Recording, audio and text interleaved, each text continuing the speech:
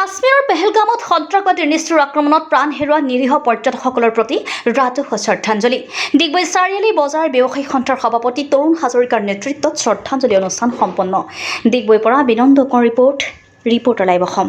কৰ্মকৰ্তা আৰু সব বিষয়াসকল একগোট হৈ যোৱা 22 এপ্ৰিল তাৰিখে জম্মু কাশ্মীৰত হোৱা সন্ত্ৰাসবাদী নিষ্ঠুৰ আক্ৰমণত বলি হোৱা যিসকল নাগৰিক, য'ত আমাৰ বিদেশৰো আছে, ভাৰতীয় নাগৰিক লৈ মুঠ 26জন প্ৰাণ দিব লগা হয়। গতিকে আমি এই ঘটনাক তীব্ৰ গৰিহণা দিওঁ আৰু সন্ত্ৰাসবাদীৰ ওপৰত চৰকাৰে যাতে ব্যৱস্থা গ্ৰহণ কৰে তাৰ দাবী জনাওঁ। আৰু মৃত যিসকল পৰ্যটক আছিল, সেই পৰ্যটন অঞ্চলত প্ৰাণ যোৱা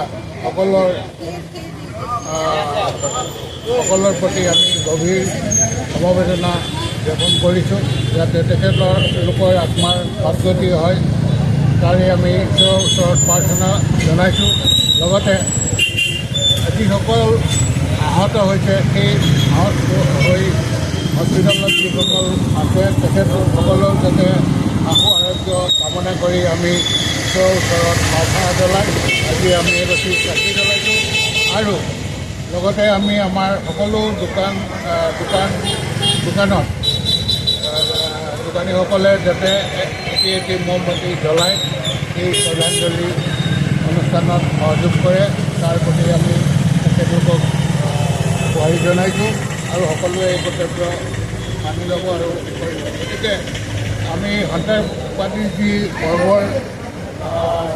বৰ্বৰ আক্ৰমণ, সেই আক্ৰমণৰ বজাৰ সমিতিয়ে চাৰিআলি বজাৰ সমিতিয়ে আমি গৰিহণা দিছোঁ আৰু চৰকাৰকো অনুৰোধ কৰিছোঁ যাতে এনেধৰণৰ পুনৰাবৃত্তি নহয়, তাৰ প্ৰতি নাগৰিকৰ ওপৰত ধ্যান ৰাখে, তাৰে প্ৰাৰ্থনা জনাই আমি আজি এই কাৰ্যসূচীটো কৰিছোঁ।